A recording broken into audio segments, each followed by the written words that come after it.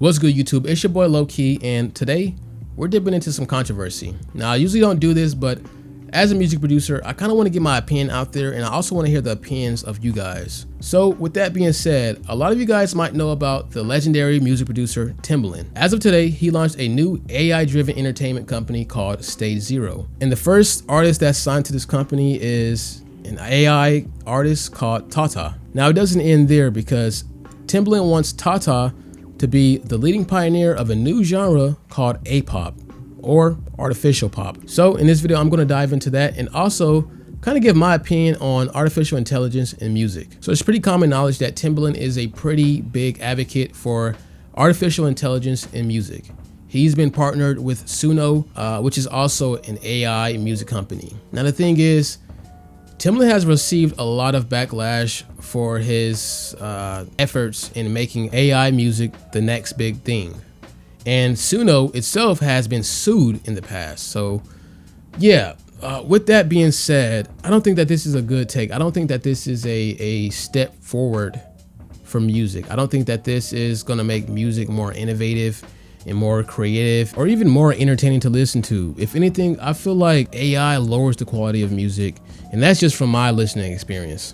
Now you see, one thing that I think AI can do that AI would be good for is new music creators, new music producers, people who don't have an idea on how to make music or how to make a chord progression or make a drum pattern or how to craft something that sounds good. I feel like AI is a good tool when you're learning how to make music, when you're learning how to produce songs, but I don't think that it should be something that is used to create a whole track. I don't think that is something that should be used to create a whole genre, to be honest. And the reason why I feel like that is because as an artist myself, I really appreciate authenticity. I feel like going through the process of learning something, going through the process of trial and error, going through the process of working hard towards something until you get the result that you want is what makes it kind of a beautiful thing. Me personally, I find joy in working towards different goals in music, things like playing the piano,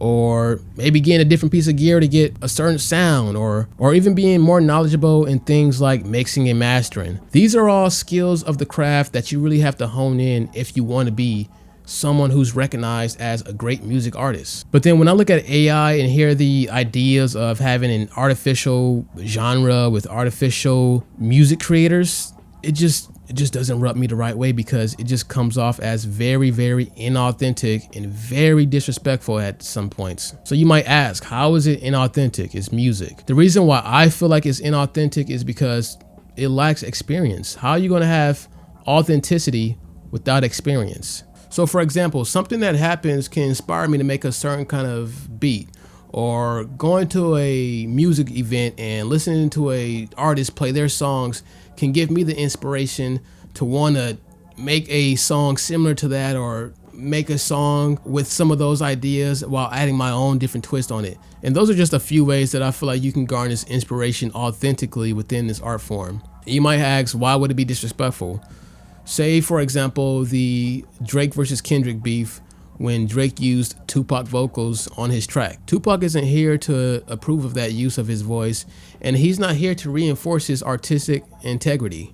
Now, another example would be Timbaland himself actually used this same concept with one of his tracks, using some AI generated vocals that sounded like Biggie Smalls. And you know, while it's like it's a cool concept, it's just like it didn't happen. Like, it didn't happen for a reason. Like, you know, sometimes you can't get everything that you want, and I feel like that's the beauty in it. I remember when I was younger and I would play Grand Theft Auto San Andreas.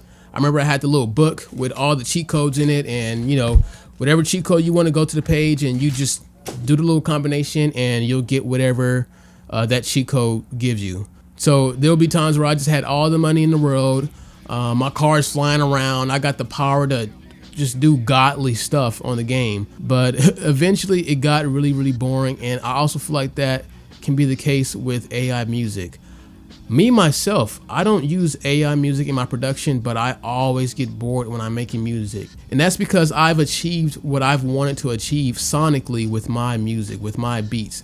I've done the different styles of music I've wanted to do. Now it's time for me to find more inspiration and find more ways to innovate my music and be more creative. But that's something that takes time. That's something that takes experience compared to you typing in a prompt real quick to make a pop beat or make a boom bap beat with J Dilla drums, or going and taking a J Dilla beat and putting it onto this AI app and it's gonna craft a track that is inspired from this beat. You know, it doesn't rub me the right way. And even when artists is copying another artist, for example, I feel like a lot of beat makers go through their J Dilla phase, and I feel like that's something that's almost required, because going through that phase of copying J Dilla and trying to emulate his style helps you learn how to program your drums in a way to get a nice human feel to your swing, or how to program your sample chops to sound different or sound like something that nobody else would create. It helped you understand the blueprint, you know?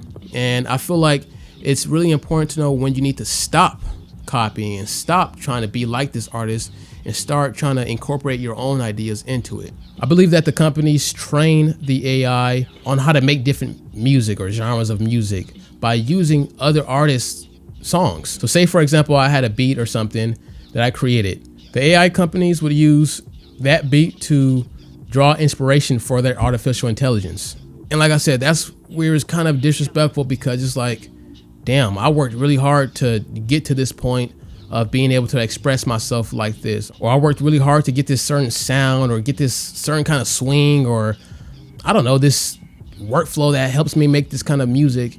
And for that to just be robbed by an artificial intelligence, it just, like I said multiple times already, it just rubs me the wrong way. Now, you guys might know that I've used AI products in the past.